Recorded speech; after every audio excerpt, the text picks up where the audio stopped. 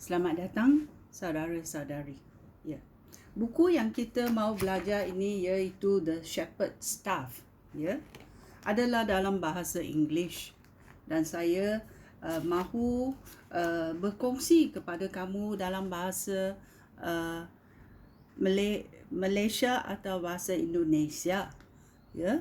Tapi saya pun mau belajar bersama-sama, iaitu mungkin pelajaran ini akan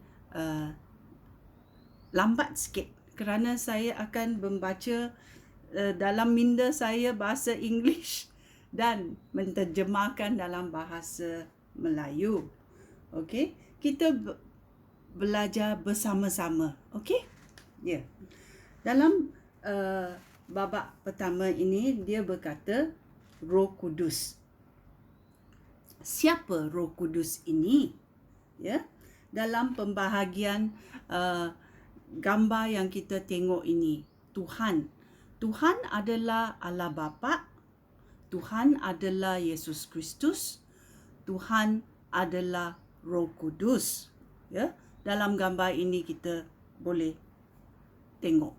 Tetapi dia juga berkata Allah Bapa bukannya sama peranan dengan Yesus Kristus. Sebagaimana Yesus Kristus juga bukan sama peranan dengan Roh Kudus. Roh Kudus juga bukan sama peranan dengan Allah Bapa. Kita mesti buat ini jelas. Okey? Kerana dia berkata banyak yang belajar mengenai Tuhan tetapi dengan tidak menaruh perhatian dalam siapa Roh Kudus. Okey? Kerana Roh Kudus adalah sebahagian dalam rancangan Tuhan. Ya. Kita sekarang nak belajar mengenai Roh Kudus, ya. Dalam bahagian pertama dia berkata Roh Kudus adalah Tuhan. Ya. Sebagai Tuhan ini, dalam bahagian Tuhan ada Allah Bapa, ada Yesus Kristus dan juga Roh Kudus. Ya, tiga bahagian menjadi satu, iaitu Tuhan yang Maha Kuasa. Ya. Itulah kita mahu belajar bahawa kalau Roh Kudus itu Tuhan, kita mesti memberi Roh Kudus penghormatan, ya, yang sama yang dikatakan penghormatan kepada Allah Bapa dan juga Yesus Kristus. Ya, kita tidak boleh melayan Roh Kudus sebagai seseorang yang biasa. Ya, kita mau belajari bahawa Roh Kudus ini adalah makhluk ilahi. Walaupun dia dikatakan dia sebagai seseorang, tetapi dia tetap Tuhan. Ya, dia tetap Tuhan. Dalam Alkitab, Roh Kudus dipanggil Tuhan. Mari kita mencarinya dalam Kisah Rasul-Rasul babak 5. Iaitu cerita mengenai Ananias dan Safira. Ya, pengikut-pengikut Yesus Kristus. Tetapi suami isteri ini berbohong. Ya, berbohong kepada manusia dan juga berbohong kepada Tuhan. Mari kita mendengarnya. Kuncinya di dalam ayat 3 dan 4. Dia berkata, oleh itu Petrus berkata kepada Ananias, mengapa kamu membiarkan iblis menguasai hati kamu sehingga kamu berdusta kepada Roh Allah, iaitu Roh Kudus Allah? Dengan apa? Apa yang dia berbohong dengan menyimpan sebahagian daripada wang penjualan tanah kamu itu. Ya. Seterusnya dia berkata, bukankah tanah itu milik kamu sebelum kamu menjualnya? Setelah kamu menjualnya, wangnya milik kamu juga. Mengapa kamu berniat berbuat demikian?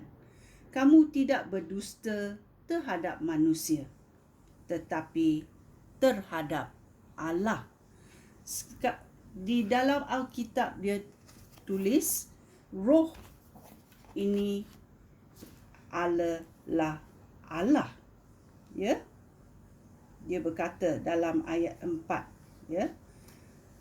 Ananias dan Safira adalah pengikut Yesus Kristus. Apa yang berlaku? Ya. Mereka mahu menyumbangkan duit mereka kepada rasul-rasul, iaitu kepada Petrus pada masa itu. Ya. Andai kata dia menjual tanah itu 110,000 ringgit. Ya. Tetapi dalam resit dia kata dia jual 100,000 sahaja. So ada kelebihan 10,000 kan? Dia simpan dalam poketnya. Tetapi dia memberi tahu Petrus, saya menjual semua tanah ini dan memberi semua wang kepada pengikut-pengikut Yesus Kristus. Oleh itu, Petrus berkata kepada Ananias, mengapa kamu membiarkan iblis menguasai hati kamu? Dia tamaklah kerana dia simpan 10,000 dalam poket. Tetapi dia memberi tahu khayalak ramai, dia memberi semua wang kepada pengikut Yesus Kristus. Ya. Sampai Petrus berkata, ya, mengapa kamu membiarkan iblis menguasai hati kamu sehingga kamu berdusta terhadap roh Allah? Ya. Kerana pada masa itu mereka tidak mengenai adanya roh Allah yang mengetahui segala-galanya. Roh Allah mengetahui hasrat hati kita. Dengan dia berkata, ya, kamu dikuasai oleh iblis kerana dia menguasai hati kamu yang tamak itu, sehingga kamu sanggup berdusta kepada roh Allah dengan menyimpan sebahagian daripada wang penjualan tanah itu. Ya. Dia juga menghuraikan lagi, bukankah tanah itu milik kamu? Kamu boleh buat apa saja dengan duit kerana tanah itu kepunyaan kamu. Ya, dia berkata itu. Setelah kamu menjual menjual tanah itu, wang itu milik kamu. Mengapa kamu berniat berbuat demikian? Kamu tidak berdusta terhadap manusia, tetapi terhadap Allah. Ya. Dia menghuraikan bahawa Roh Kudus itu adalah makhluk ilahi dan dia adalah Tuhan. Dia adalah Allah. So, kita tahu bahawa Roh Kudus adalah Allah. Ini ditulis dalam Alkitab. Kita belajar siapa itu Roh Kudus. Roh Kudus itu adalah Allah. Sekian, terima kasih. Shalom.